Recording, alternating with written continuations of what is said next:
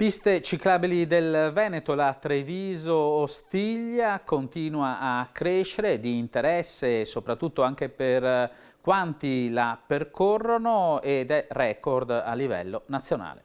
Vanta un nuovo riconoscimento la regione del Veneto. La ciclabile Treviso-Ostiglia è salita sul podio nazionale dei percorsi più belli d'Italia.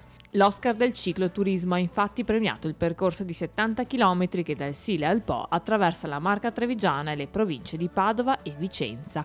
Un prestigioso riconoscimento che ogni anno viene assegnato alle ciclovie verdi delle regioni d'Italia che promuovono la vacanza sulle due ruote con i migliori servizi mirati alla villeggiatura lenta e sostenibile.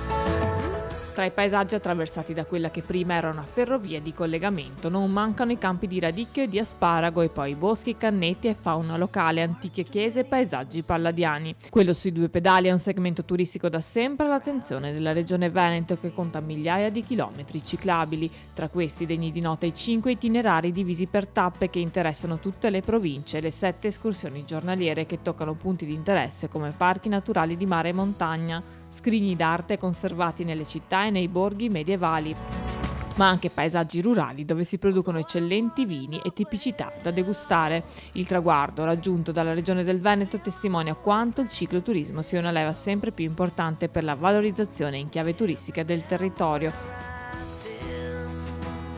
Un settore in forte crescita. Emerge infatti che il Veneto con Trentino e Toscana attiri il 47% dei flussi cicloturistici dell'intero paese, con margini di ulteriore crescita per 9 operatori su 10.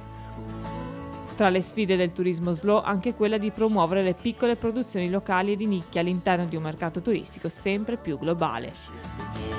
Una sfida che si traduce in volano economico grazie alla connessione dei percorsi con la dimensione ricettiva, culturale e artigianale che caratterizza l'intera regione.